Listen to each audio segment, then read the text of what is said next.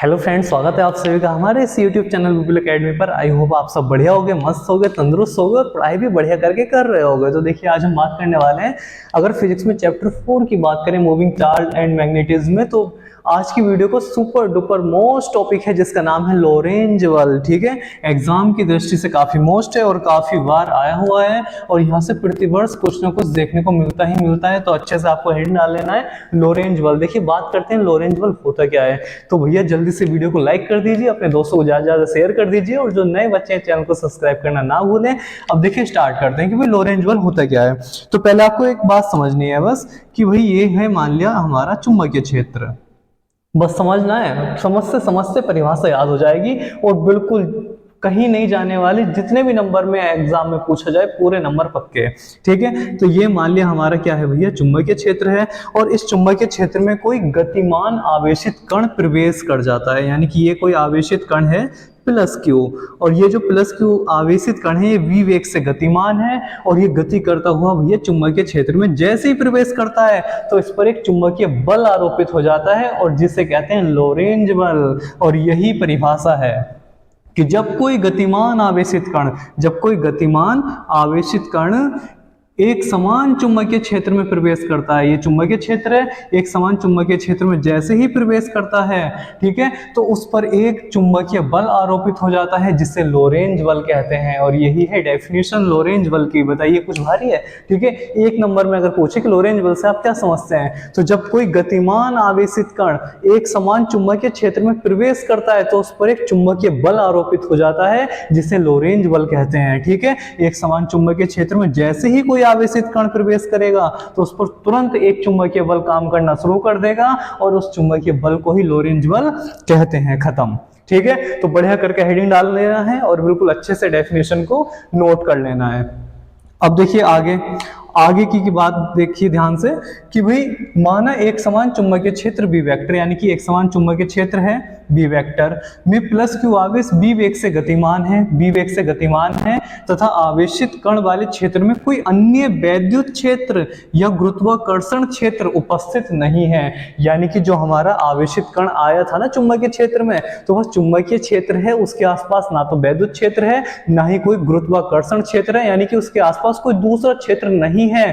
तो उस कंडीशन में जो हमारा लोरेंज बल है या आरोपित चुंबकीय जो बल है उसका मान होगा भैया q v v sine theta. ठीक है, यानी कि F इक्वल टू कितना होता है, q v v sine theta. यही है हमारा लोरेंज बल। इतने न्यूटन का हमारा बल आरोपित हो जाएगा जिसे लोरेंज बल कहते हैं। ठीक, इसे भी बढ़िया करके लिख लेना है बॉक्स में।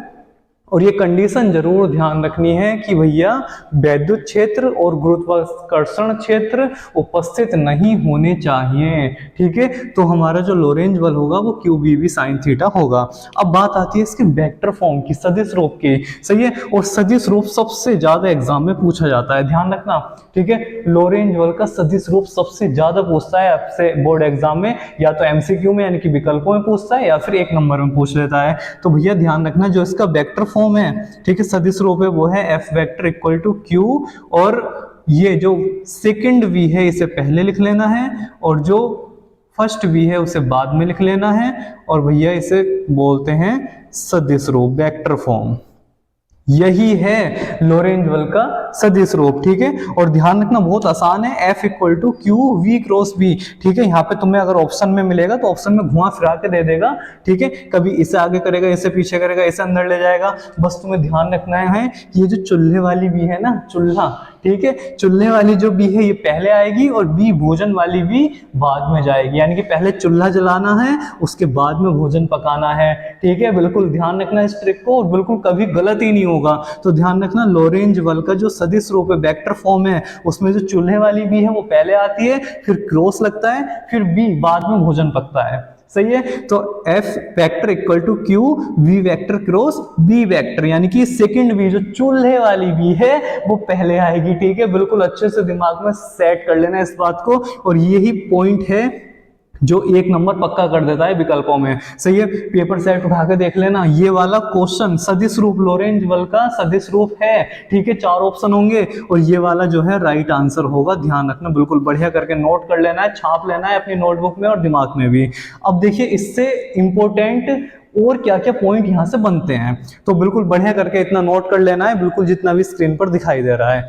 अब नेक्स्ट देखिए, इसके कुछ पॉइंट बनते हैं, अगर नोट करके इन पॉइंटों को आपको नोट कर लेना है, ठीक है। पहला पॉइंट बनता है कि अगर, ध्यान से समझना, कि अगर आवेशित कण, ये वाला आवेशित कण जो है, अगर ये चुंबकीय क्षेत्र के लंबवत प्रवेश करे, लंबवत का मतलब है थीटा इक्वल टू 90 डिग्री, सही है, ध्यान से समझते रहो बस, लंबवत प्रवेश करे, कि अगर आवेशित कण एक समान चुंबकीय क्षेत्र के लंबवत प्रवेश करे यानी कि थीटा इक्वल टू 90 हो जाए, तो भैया साइन 90 का मान कितना हो जाएगा, ठीक है, या फिर लोरेंज बल कितना हो जाएगा, F बराबर क्यू वी बी साइन 90, और साइन 90 का मान कितना होता है भैया 1 होता है, ठीक है। तो यहाँ से F इक्वल टू कितना हो जाएगा, क्यू वी बी, ठीक है, यानी कि जो हमारा बल है वो मैक्सिमम प्राप्त होगा और वो होगा F equal to q v b होगा।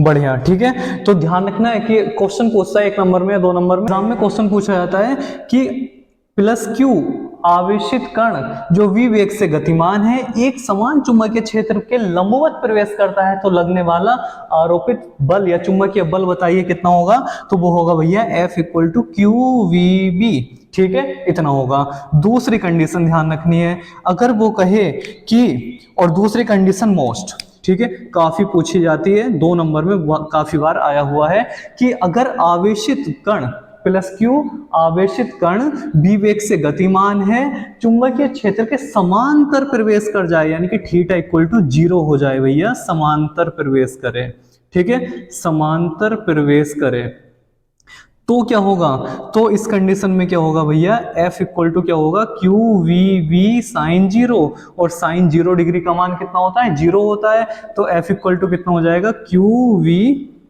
बी गुणा साइन 0 का मान 0, तो F इक्वल टू कितना बना, 0 हो गया। और ध्यान रखना, जब भी आवेशित कण एक समान चुंबकीय क्षेत्र के समांतर प्रवेश कर जाए तो उस पर चुंबकीय बल काम ही नहीं करेगा, लगेगा ही नहीं, क्यों नहीं करेगा, क्योंकि साइन 0 का मान कितना होता है, 0, तो आरोपित बल कितना हो गया, 0 हो गया। और अच्छे से नोट कर लेना बढ़िया करके, ठीक है, काफी बार पूछा हुआ है कि समांतर प्रवेश करेगी, जब कोई आवेशित कण एक समान चुंबकीय क्षेत्र के समांतर प्रवेश कर जाए तो लगने वाला बल कितना होता है, तो भैया कितना होता है, 0 होता है। क्लियर है, इतना बढ़िया करके नोट कर लेना है, 0 होगा। तीसरी कंडीशन क्या आती है, तीसरी कंडीशन को ध्यान से समझना है, तीसरी कंडीशन आती है जिसमें लोरेंज बल एक्यूरेट बताया जाता है, ठीक है। और तीसरी कंडीशन क्या है कि जो हमारा आवेशित कण है वो पहले से ही गतिमान है, ठीक है, यानी कि आवेशित कण v वेग से गतिमान है, तो ध्यान से समझो, गतिमान है। तो अब ध्यान से समझने वाली बात यह है, जब भैया आवेशित कण पहले से ही गतिमान है, गति करता हुआ आ रहा है, तो जब वो गति करेगा तो ध्यान से समझो, गतिमान आवेश वैद्युत क्षेत्र के साथ साथ चुंबकीय क्षेत्र भी उत्पन्न करता है, यानी कि उस पर जो लोरेंज बल लगेगा वो Fe, यानी कि Fe क्या हो गया, Fe हो गया वैद्युत क्षेत्र के कारण जो बल लगेगा, और Fb चुंबकीय क्षेत्र के कारण जो बल लगेगा। तो यहां से ध्यान से समझो कि जो बल है, ठीक है, अब उस पर 2 बल लग रहे होंगे, एक तो वैद्युत बल लग रहा होगा और एक चुंबकीय बल लग रहा होगा, ठीक है। वैद्युत बल कितना होता है भैया, वैद्युत बल होता है QE, और लोरेंज बल अभी यानी कि चुंबकीय बल कितना होता है, ये चुंबकीय बल ये रहा, QBB sine theta, QBB sine theta, Q यहां से क्या हो गया, कॉमन आ जाएगा, अंदर क्या बचा, E plus VB sign theta, ठीक है। और ये क्या बन गया आपका, ये बन गया आपका बल, चुंबकीय बल, यानी कि कब, और ये बना भैया तब जब हमारा आवेशित कण पहले से ही गतिमान है। और ये याद रखना, ये वाला पॉइंट विकल्पों में देखने मिला है और बच्चे इसे गलत करके आए हैं। क्यों गलत करके आए हैं, दिख रहा है, नहीं दिख रहा, दिख रहा है, ठीक है।